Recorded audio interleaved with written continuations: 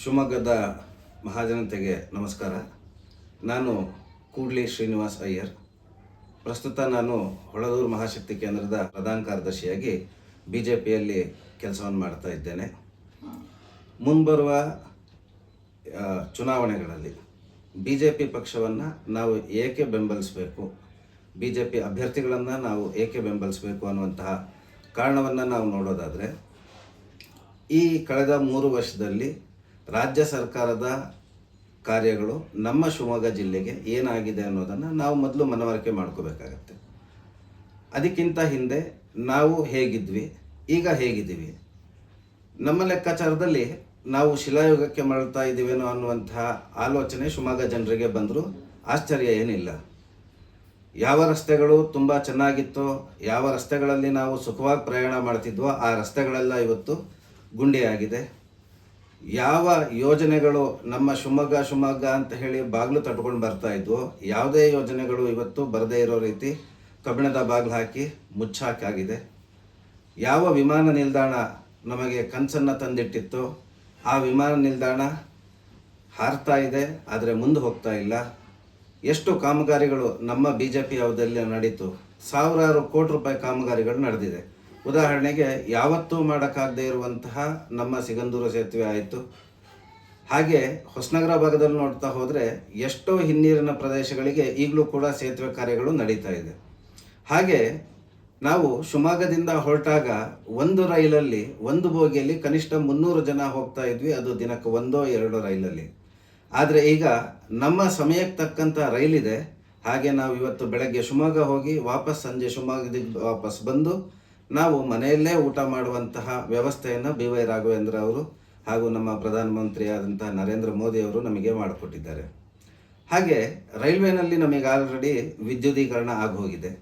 ಹೆಚ್ಚು ವೇಗದಲ್ಲಿ ನಾವು ಶಿವಮೊಗ್ಗವನ್ನು ತಲುಪ್ತಾ ಇದ್ದೇವೆ.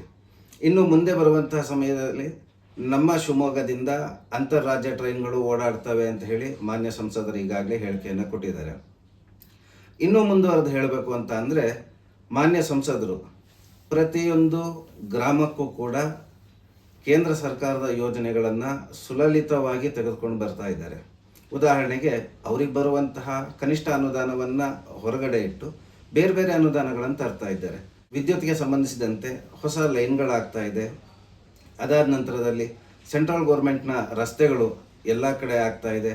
ನಾವೇ ಪ್ರತಿದಿನ ಶಿವಮೊಗ್ಗದಿಂದ ನಮ್ಮೂರಿನ ತನಕ ಆಗಲಿ, ಶಿವಮೊಗ್ಗದಿಂದ ಚಿತ್ರದುರ್ಗದ ತನಕ ಆಗಲಿ ಹೋಗುವಂತಹ ರಸ್ತೆ ಇಕ್ಕಟ್ಟಾದಂಥ ರಸ್ತೆ ಇತ್ತು. ಇವತ್ತು ನಾವು ಸುಲಭವಾಗಿ ಓಡಾಡುವಂತಹ ದ್ವಿಪಥ ರಸ್ತೆ ಆಗಿದೆ. ಹಾಗೆ ಎಲ್ಲ ಕಡೆ ಬೈಪಾಸ್ ಆಗಿ ಪರಿವರ್ತನೆಗೊಂಡು ಶಿವಮೊಗ್ಗ ಬೆಂಗಳೂರು ಹಳೆ ರಸ್ತೆಯನ್ನು ಬಳಸೋದೇ ಜನ ಬಿಟ್ಟಿದ್ದಾರೆ. ನಮ್ಮ ಗ್ರಾಮದ ಮೇಲೇ ಜನ ಓಡಾಡ್ತಾ ಇದ್ದಾರೆ. ಆ ರೀತಿ ಸಂಪರ್ಕ ಆಗಿದೆ.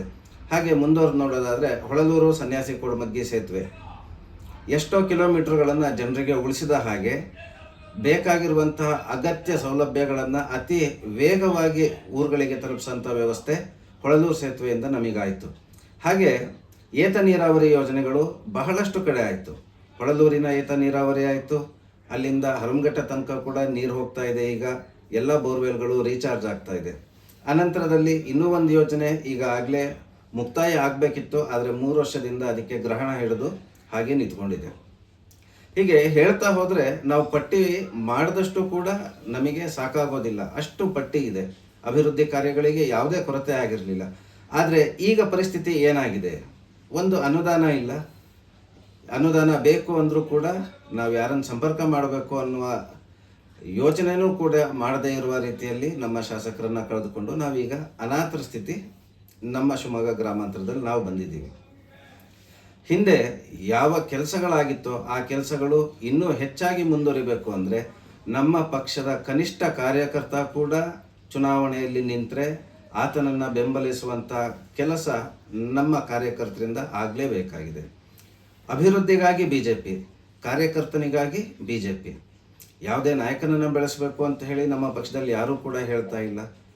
ದೇಶ, ನಮ್ಮ ಸಂಸ್ಕೃತಿ, ಹಾಗೆ ಪ್ರತಿಯೊಬ್ಬ ಕಾರ್ಯಕರ್ತನ ಆಸೆ BJP ಆಗಿ ಹುಟ್ಟಿತ್ತು, ಈಗಲೂ ಕೂಡ ಇದೆ.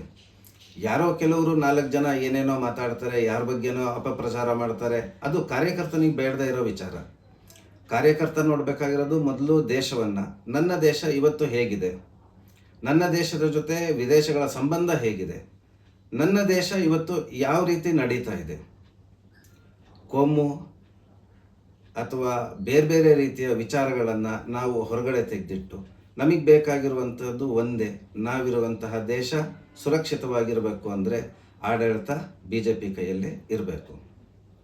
ನಮ್ಮ ದೇಶ ಯಾವುದೇ ಹಣಕಾಸಿನ ಮುಗ್ಗಟ್ಟಿಗೆ ಸಿಲುಕಬಾರದು ಅಂತ ಅಂದರೆ ನಮ್ಮ ದೇಶ BJP ಕೈಯಲ್ಲಿರಬೇಕು.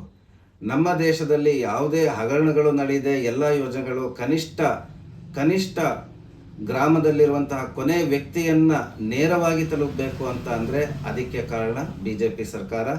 ಆ ಸರ್ಕಾರ ಇದ್ದರೆ ಮಾತ್ರ ಕನಿಷ್ಠ ಕೊನೆಯ ನಾಗರಿಕನಿಗೆ ಎಲ್ಲವೂ ಕೂಡ ಬಂದು ಸೇರುತ್ತೆ.